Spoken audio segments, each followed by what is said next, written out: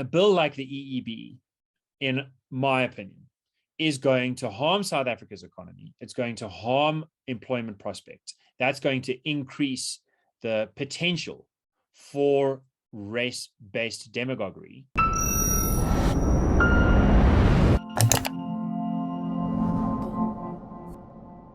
The Employment Equity Amendment Bill has been passed by Parliament. President Ramaphosa is due to sign this legislation, but the Institute of Race Relations is urging him to veto this bill. Joining me to discuss is the IRR's head of campaigns, Gabriel Crouse. Gabriel, welcome to the CRA. Always good to have you here. Thank you. Good to be here. So, Gabriel, the IRR is arguing that President Ramaphosa must veto this bill. He needs to sign it into law before it can take effect. What is the crux of your argument? The crux of our argument is that this is unconstitutional. The president is duty bound to veto unconstitutional legislation. And the reason we say it's unconstitutional is roughly that it undermines the rule of law, that its detrimental effects on business are so serious as to render it inapplicable and invalid or irrational even, and that it'll have seriously detrimental effects on race relations if it is actually enforced. Okay, so let's start with the first concern that you raised there, the rule of law. How does this undermine the rule of law in South Africa? The minister would be given the power, an amazing power, a superpower really, to decide what race quotas should be by region, by sector, and by subsector. So a very small sort of niche industry effectively could be picked out in some part of South Africa and given its own special and impossible to satisfy quota.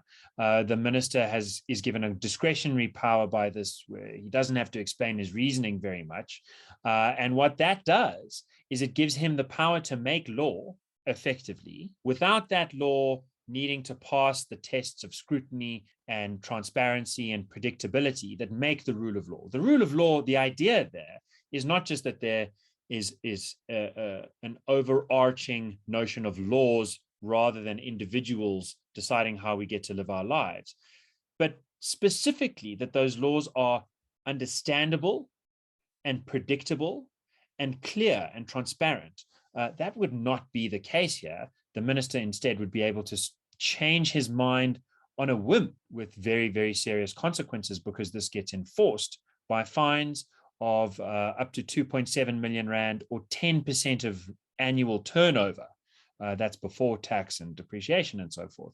10% of annual turnover is an unaffordable fine, I think, for almost any business to be able to pay. Okay, so there's a degree of arbitrariness that this legislation would introduce, giving the power to the minister to essentially act according to his own whims. All right, but then you also mentioned the economic fallout of this legislation if it were to be passed. What are some of the potential damaging effects there in terms of the economy? We think this is an important argument to frame in constitutional terms, and that's because laws don't get struck down just because they're bad for the economy. What matters is that this law is claiming to promote the interests of poor Black South Africans. And so it's specifically the detrimental effect that this law is going to have on poor Black South Africans, the supposed beneficiaries, that make it not pass the Van Heerden test, which is a constitutional test, and which render it invalid. Now, the reason we believe that this law is going to harm poor Black South Africans in general is the effect, the chilling effect that it'll have on investment. We have already seen how BEE laws have alienated both domestic and foreign investors. We've already seen through the Zondo Commission how BEE laws have been used very harmfully to increase and incentivize rent-seeking and corruption and crony capitalism and alienate opportunities for value add. In a very competitive global market, people have sought returns elsewhere. What EEB does is make BE much more aggressive. It makes the discretionary powers of the minister much greater. It makes the fines or negative consequences much more likely to come into force. And so that basically just increases all of the bad stuff that we've seen. And by bad stuff, I mean unemployment rates, which are higher now than they ever have been really in South Africa's history, the number of employed people being as low as it was back in 2008, the effective lost decade plus that we've seen under the BEE state capture regime, that gets accelerated. that gets made worse by this law, and therefore this law must be stopped. So, Gabriel, the Employment Equity Amendment Bill is one of many race-based laws in South Africa. If this is passed by the president, if he signs it into law, how do you think this is going to impact on race relations in the country? So IRR polling shows that 80% of South Africans want jobs to be appointed on merit. That's a consistent result that we've had from our polls. 80% of South Africans say they personally haven't experienced any form of racism in the last 5 years. Only 2% of South Africans identify racism as a top priority for government to combat, whereas the majority say unemployment, there's another consistent result, is what needs to be challenged. And 80% say that the inequalities between races will disappear. You don't need race laws to do that. You just need better education and more jobs. So it seems like the supermajority of South Africans really have common sense values. We want to work together. Mandela, Martin Luther King Jr., these ideas of judging people by the content of their character rather than the color of their skin. These are home truths in South Africa. This is not something we need to persuade most people about, excepting in Parliament. The problem is that while a majority of South Africans agree with the following statement, politicians are increasing racial tensions to distract from their own failures. While most people know that that's happening, they agree with that statement, that doesn't mean it won't work.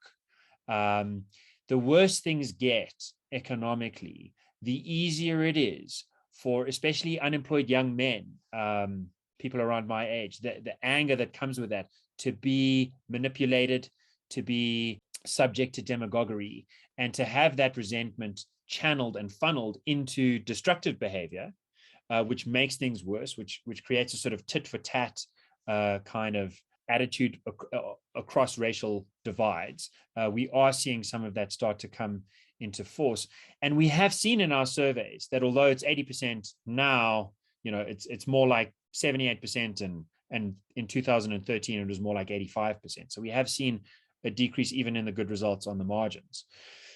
That's all to say, a bill like the EEB, in my opinion, is going to harm South Africa's economy. It's going to harm employment prospects. That's going to increase the potential for race-based demagoguery, which will reinforce further moves like the EEB, like the expropriation bill, like the land courts bill, a whole suite of legislation that we've been tracking that puts South Africans in a more dangerous place. And it's not just about race relations. Of course, we saw with the pattern of xenophobic pogroms. We have seen with the July riots last year that the dry powder keg can be lit by various triggers, various political matches can be used to make things worse.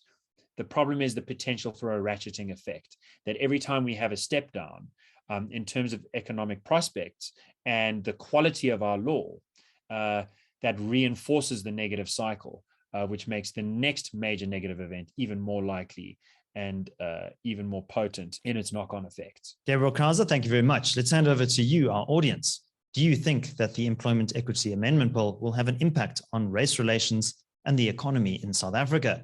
Leave your thoughts in the comment section below. Also, a reminder that the IR will be hosting an online briefing for the media and members of the public this Thursday at 10 a.m. There is a link to the Zoom webinar where you can register for that event. That's down in the description and in the pinned comment. My name is David Ansara. This is the CRA. Until next time, take care.